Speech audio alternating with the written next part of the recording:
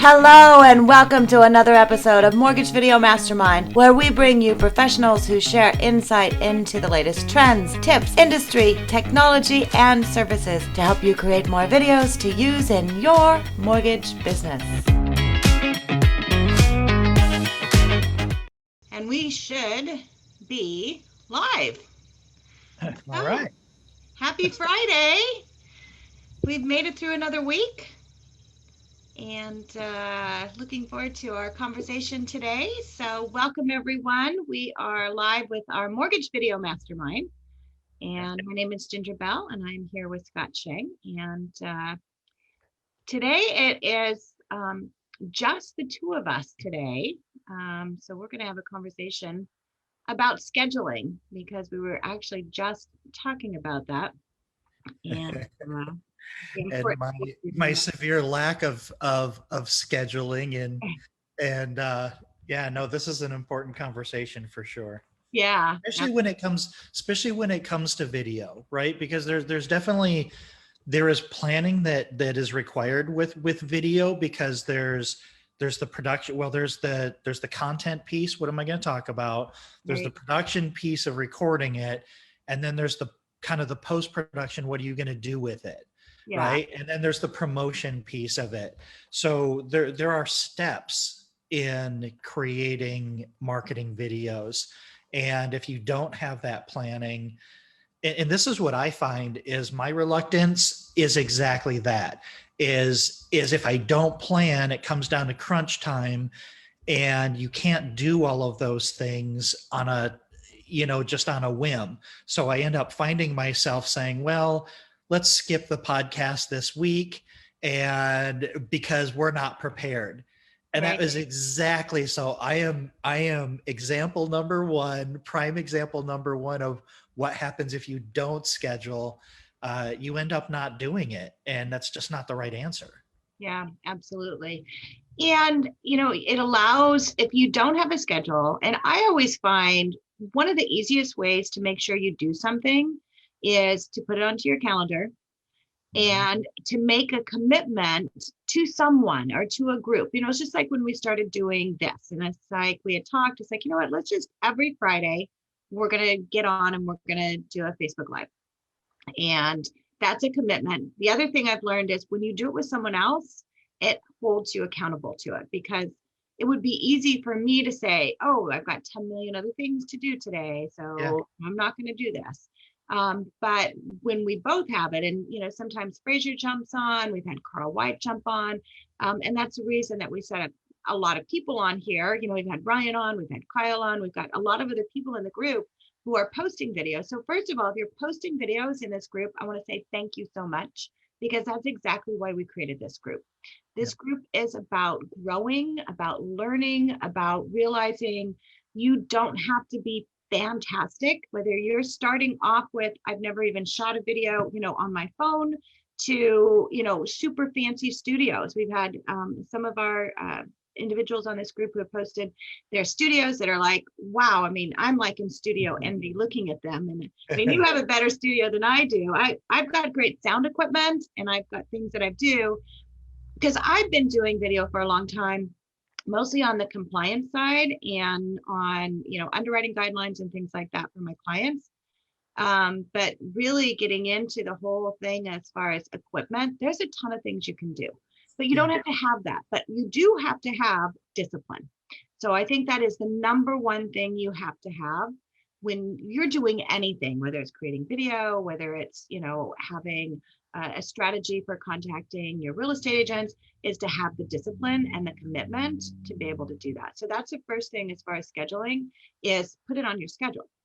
So just like with your podcast, and I love, and you've had me on your podcast, I had a blast because it's, three of you, and you guys give each other shit all the time, but you have that date. And so, just like we were talking, you didn't come up with a topic. Well, that's an easy thing. It's like, come up with a topic. It's like we kind of came up with a topic a half an hour ago for what we're going to talk about today, right? Yeah, and what I also want everybody to know is everybody goes through this. So what happens is initially you get super excited about doing video. You find our group, you find the mortgage marketing mastermind group, and you get excited about it. And there's all of these people, and you start to do video. But it really is a marketing strategy. We're doing this to build our businesses. We're doing this to get exposure. And at some point, kind of the, for lack of a better metaphor, the honeymoon is over, and then you're stuck in a marriage and you've got to commit to it, and then Right. it's work, Right. right? So initially it's super exciting and it's new, and then because the other thing about this is this type of video content, not video content specifically, almost all content takes time to build. So if you stop, you're losing all of that momentum that you've built over all of that time, because your exposure, your viewers, your influence grows exponentially over time with consistency. Right. And that's what you lose if you're not scheduling, is you lose your consistency. The only way any of this stuff works, and I think Kyle touched on this last week, is, and we know the people in our group right now, it clicked for them. They started seeing results as soon as they embraced consistency. Right. And lack of planning is the enemy. That lack of planning is the enemy of consistency. Right. So it's yeah. Now I wish I could say, I'm an expert. Here's how I schedule, but I'm the student on today's episode. Yeah, and that's really a matter of constantly being a student. And we know that everything we do, we're constantly a student. I learn from you, you learn from me. It's a matter of being able to Well, and um, the leverage. accountability we're building in this community also, it's like we're here for everybody. Right. Everybody's here for each other to keep each other going and pushing through. Yeah. So as it turns out, Ginger, I heard you created a excellent video planning guide that is available on Amazon. Let's Our start friend there. Let's Amazon. let's start there, because no, because I thought it was very well thought out. I thought it answered a lot of the questions that people have when they're trying to create video. What kind of video content do I create? And sometimes you just need a primer, right? You need something to get you going. You need some structure. And instead of just guessing and making it up, your video guide is amazing for kind of helping you get into that mindset of what kind of content, how often do I do it? What is the structure of how I create content? So, why don't you start by kind of sharing what the guide is, and what kind of experience went into how you decided how to structure it? Yeah, well, thank you for that. And yeah, so the video guide, you can find it on Amazon or right here. And I actually created the guide because I had several LOs I was working with to help them come up with ideas for content. Mhm. And it really started off with just a simple one pager as far as filling out, okay, you're going to start off with the basics. And I actually talk about this. I have a book called The Edge of Marketer, which is where I started. I was speaking at a couple of events, just talking about the need for creating video a couple of years ago, and had some LOs come up and say, hey, can you do video for me? It's like, no, you guys can do the video. You've got this. And they said, we don't know where to start. It's like, open your camera, shoot your video. And it's just that fear of coming up with, what should I talk about? What should I talk about? Mhm. And it's like what we did today. It's like coming up with a topic. And so I said, well, okay, let's figure this out. What should you talk about? And so what the video planner is 52 weeks. So one topic for each week. And it's nothing more than a prompt. So, if you look at, okay, we go to say, this is week 26 and I have in here, it's a customer focus. And I've done different things like general, like first time home buyers, like VA. There's a ton of things to talk about. So week 26 is what you need to know about financing a condo. Simple, right?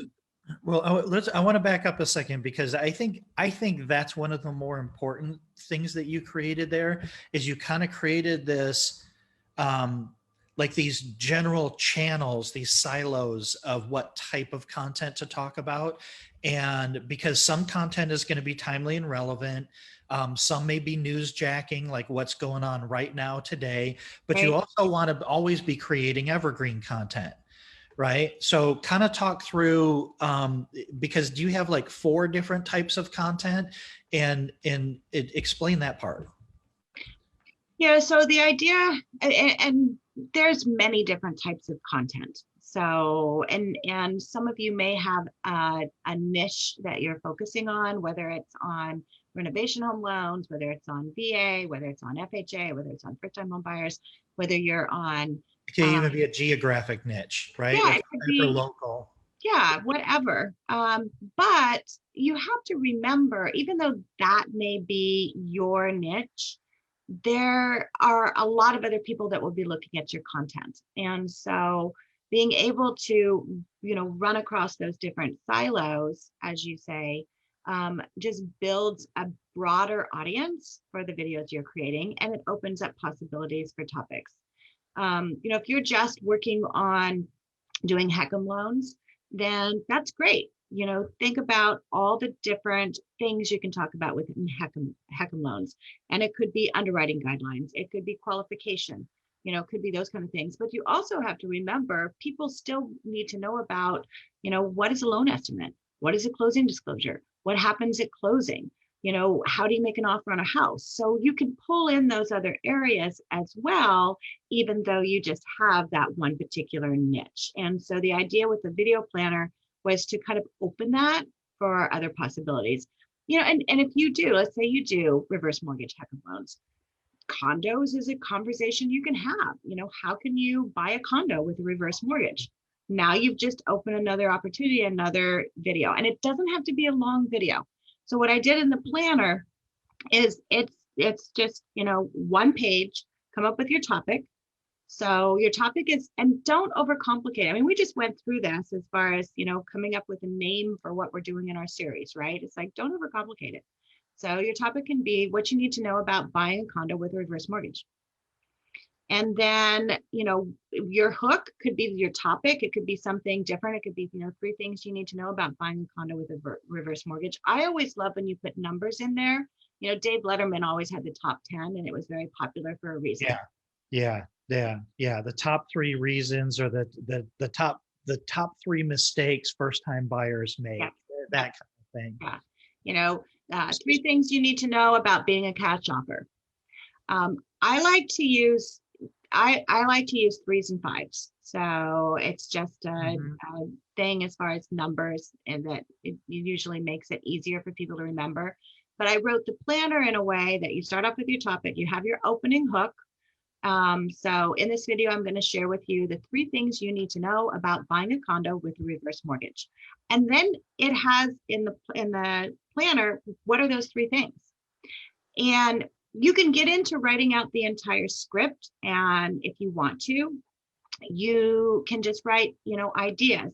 Carl White shared his redneck teleprompter, which Yeah, I loved. I mean, you can do nothing more than that, where you just have, here's your 3 things you're going to talk about. Number one, you can buy a condo with a reverse mortgage. A lot of people may not know that. So now you're combining your niche with something else that people could be looking for, buying a condo. yeah, And, the second thing could be going into, what's the qualification? How much money do you need down? What's the age requirement? There's tons of different, little one ideas that you can put into this. And when you start doing this and you go through the process of thinking about limiting yourself to 3 things, you're going to come up with more than 3 things. And so that's great because it could be another video, right? three more things. Yeah. Yeah. And so, and you might say, okay, now I'm going to do, what you need to do to qualify for a reverse mortgage. Now you're getting into age. Now you're getting into, maybe getting into geographical areas, I mean, all of those things to think about. But the idea with the planner, and we left the planner as a notebook, as a physical notebook for you to write in it. And the reason why is because when you go through the habit of physically writing something, then there is, and Renee Rodriguez would be able to tell you exactly what cortex in the brain actually stimulates all of this. The scientific part of it, I don't know. All I know is just that that will, first of all, stimulate the creativity because it accesses another area of your brain to get you thinking. The other thing is it puts it into you being able to remember it. So going through the process of actually physically writing it down will help you to remember it, which will be better for creating your video.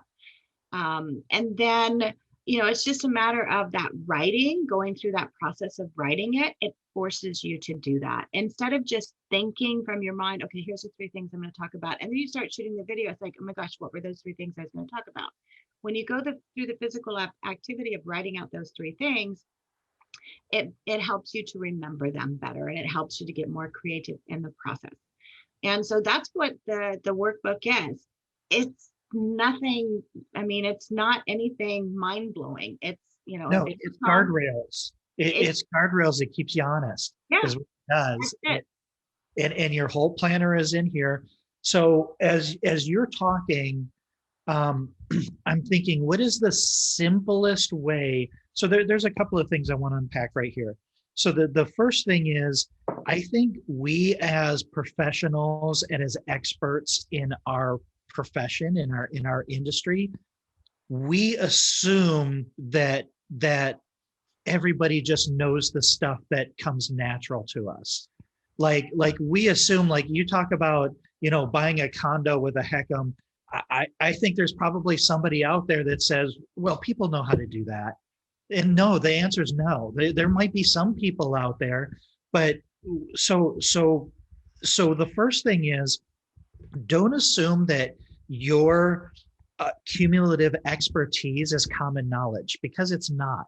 There are a lot of people out there that don't know the things. So even if you think it's the simplest thing in the entire world, like credit scores aren't that important on reverse mortgages, right? Even if you think it's the simplest thing that you think everybody knows, like you have to be 65 to get a reverse mortgage. This is not common knowledge. It's common knowledge to you because you do it every single day. So what I would recommend is find, like, niche, I think, is super important. And everybody has a niche. They just do. There's something that you gravitated towards. There's something that you're better at than anyone else. There's something that you've done over and over again, whether it's reading tax returns for self-employed people, or whether it's DACA loans, that's coming out right now. Maybe they've always kind of been available. But Visa loans, things like that. But find those niches, and find one or two of those niches, and kind of just start listing 5 things that you think are the 5 simple things about each one of those topics. The next thing you know, you've got a year's worth of content planned out. Right. And what I would probably do, leave some room if there are guideline changes. So that's your current and relevant. Have one series of videos that are just evergreen, kind of like, these are the guidelines, this is the way that they've always been. And then the third one is, I would interject in there stories about people that you've helped in that niche. Storytelling success stories about consumers you've helped is so incredibly powerful, because it evokes an emotion in you, because you remember that family and their struggles as you guided them through this process with getting them to the end. So those things, current guideline changes, and that's super easy. All of the guidelines have releases, right? So you can just go to the last releases that were published, and the 3 to 5 things that are changing this year or coming up.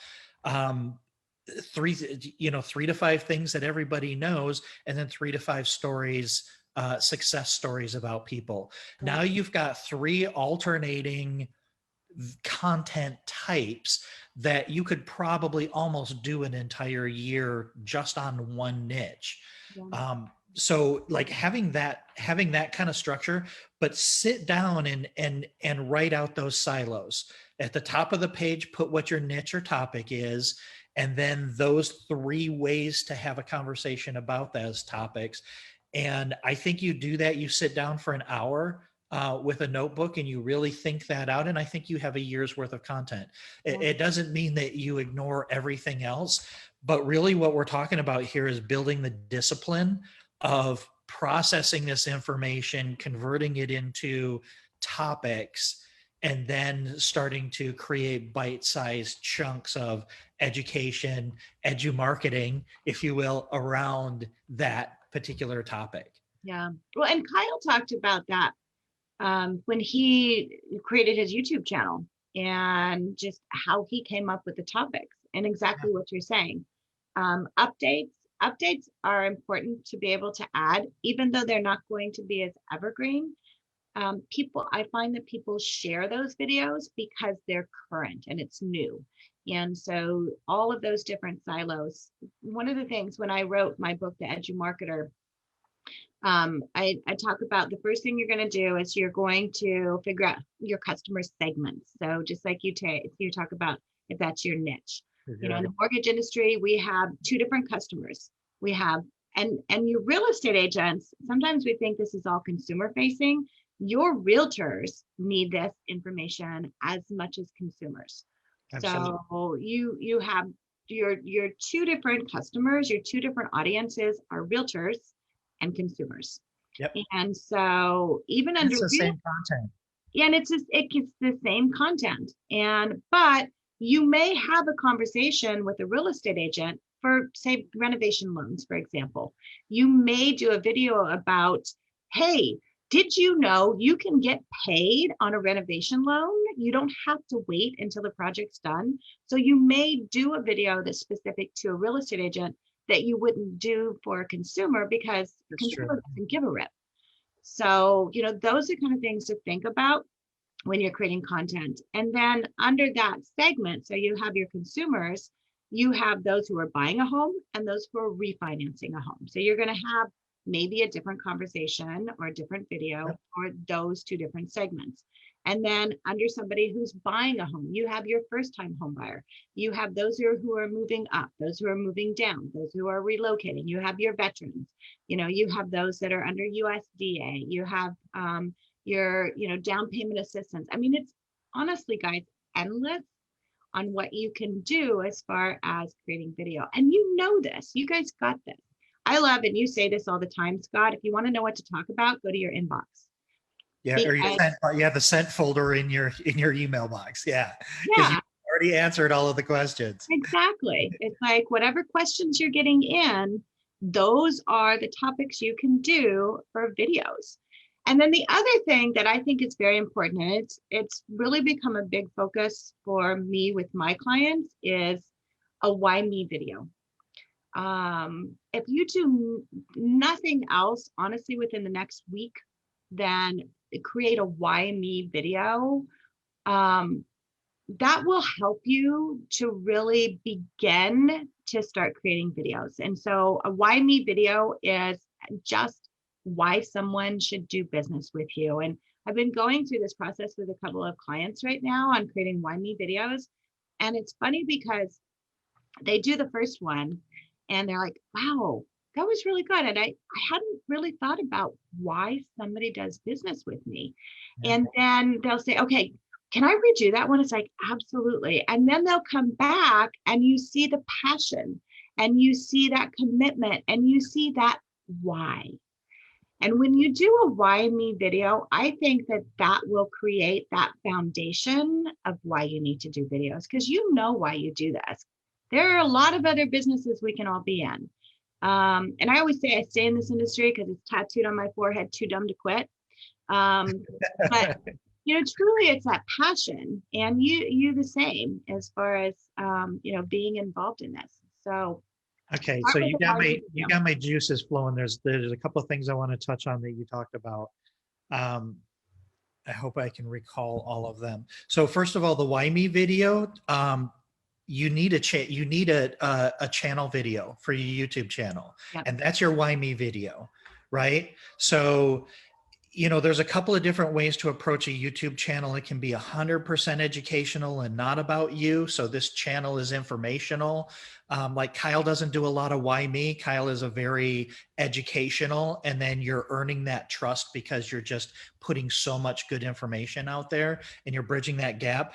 That's just a strategy choice. That's a personal decision. I don't think there's an advantage to one over the other. The other thing that you talked about with as mortgage people is your real estate agents. Your real estate agents field a lot of questions about the financing, and they're not financing experts. So if you give your real estate agents access to a knowledge base that's easily shareable, then when they get these questions, you're making them look like rock stars because they're just sending your video to their consumer. The last thing that I wanted to say is that these videos that we do are not always about answering specific questions. They are simply representative of the fact that we are problem solvers and experts in our industry. It doesn't matter if they listen or understand or even turn the sound on. It's almost like public speaking. If anybody has ever done that, there is a perceived authority that comes with being out there and being consumable, right, and having your content consumable. So don't stress about the content. It's good enough, and as you do it more and more, it's going to get great, but it doesn't have to be great. The very fact that you're putting that out there is going to make people, you are going to be perceived as an authority, even if you're not the smartest person and you don't know everything about that guideline. You are still going to be put on a pedestal as a perceived authority simply because of the fact that you're publishing it and making it accessible. Yep. Absolutely. Yeah. So, which brings us back to our original topic. Scheduling. Yes, sorry. So, come up with your topic list. Do just spend an afternoon, a couple hours, and just come up with topics. Nothing more than topics. Yep. And then the second thing is put it into your schedule to record videos. Now, I made a commitment at the beginning of the year to take my 52-week video planner and to do a video each week on how to use the planner. And so I've started doing that. And each week I record a video. It's nothing fancy. I mean, I honestly, wherever I am, if I'm traveling, I just record it and I don't edit it, and I just post it and post it onto my YouTube, post it onto Facebook. You can see some here in our group. And that commitment of doing that every single week. And trust me, there are some weeks where it's like Friday, it's like, oh, I need to do this. I need to do this. But then I was traveling. And so I did several ahead of time and then just scheduled for them to automatically post out, which you can do that on YouTube and you can do that on Facebook. You can do that on your CRM where you're putting it at. So don't think that you have to put it into your schedule to necessarily record every week. You could put it in your schedule to record once a month. Right. And you record those 4 videos. If you're not editing yourself, which we're going to, do a topic on editing and how to do that, you can hire someone. I highly recommend hiring someone. I have a full-time editor on my team, and we do a lot of editing for our clients. Just because a lot of the, people we were working with said, you taught me how to edit, but I don't really want to edit. Can you help us? And it's like, yeah, we can figure this out. And So finding a good editor as a virtual assistant on Fiverr or something like that is super easy to do also. Yeah. So, psychologically, the other thing that it's important is to manage your expectations when you're doing this. This is a long game, and it's something that you have to create a habit around. And so that's really what we're trying to do here is we're trying to sit down once and create that path to habitually sharing your expertise, because once you get going, and if you plan a year out, before that year is up, you're going to start getting these positive feedback loops that are going to encourage you to, oh my gosh, I've got to do more. But like what Kyle mentioned last week, and I just, he's just our most recent example, but he went like over a year with less than 100 subscribers, so he didn't have that positive Yeah. feedback loop, but he kept doing it anyhow. But then all of a sudden it caught fire. Right. And now you're inspired to do it because you realize that you're changing people's lives and you're actually helping people. And so I guess what I can say, and this is from my personal experience, and we've heard it a million times from the stories, is do it whether you think people are listening or not, because when you, as soon as, if you do that, as soon as you start to recognize that people are listening, you're already going to have the habit established. And again, this is Renee can tell you about creating habits and forming these new synapses and You need to get stimulating him on the call. Yeah. cortex. Yeah, stimulating whatever cortex needs to do that. But yeah, these are the simple steps. These are the baby steps. This is the framework. This is the blueprint. And the next thing that you know, you're going to be inspired. You're going to look forward to doing it. Yeah. And then you're off to the races. Yeah. Absolutely. Yep. And so, and speaking about the consistency on Fiverr, so one of the things is try a couple different people for editing on Fiverr, and then find one that you like. Because I have found in video editing, if you can find one person to work with, it creates that consistency where they know your brand, they have your thumbnails, they know the style you like, and to do all of that. So finding someone on Fiverr, you just kind of have to play around with it for a little bit, look for good ratings, don't necessarily go with the cheapest, but look at their work and see what they do. And you can even And sometimes that's another episode. that's a whole nother episode. Yeah, because trust me, I've had some very, very interesting things come back as well. And So, I use Fiverr a lot. And there's another one I use too that I like a little bit better that I use for when I hire someone to do my editing. And so we can definitely talk about that. so maybe we do that next week. So the takeaway for today, grab a notebook. If you don't have Ginger's workbook, get it. Maybe you can have some sort of special for the people in our group.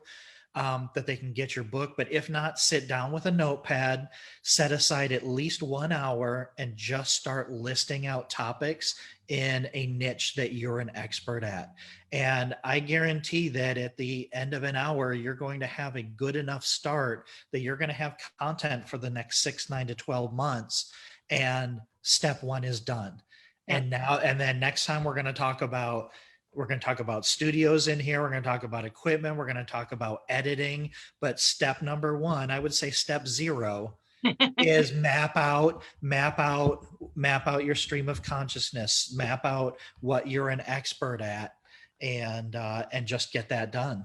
Yeah. So what would be really, really interesting, and I don't know if people would want to share this, is if you do this exercise, maybe post it to the group on what kind of ideas, because you'll probably stimulate that for somebody else. If it's a Google Doc or something, you'll probably stimulate some ideas. So if anybody's doing any planning, or if they have a method that they're doing, share that here in the group so that everybody else can kind of see. Because like everything else, if you're not doing it now, it seems like it's scary to start something new, but it really isn't scary at all. It's just carve out the time, sit down and do it. Yeah, I have a one pager I'll drop down in a link too that goes through just that. So topic, your 3 hooks, and then closing. So that's the other thing that's very important in closing out your videos, is to tell people what you want them to do. So what's the next step?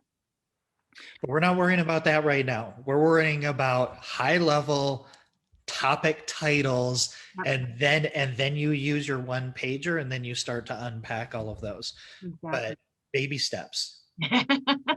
Exactly. That's right. Very good. Well, that tells me that's our alarm. Our time to go, our alarm to go. Yeah. So thanks for watching. Um, it looks like for some reason, Facebook, I have a streaming live, but I'm seeing lots of comments that it's not streaming live. So next week, Scott, we're going to go over to StreamYard because I think Zoom is having difficulties. Okay. And so we're going to do that. We'll But post this in the group. yeah, so we'll talk about that. But thank you so much for those of you who are sharing videos, continue to do that. And that's the whole idea with this group, is to learn and to grow and to get out there and make more videos.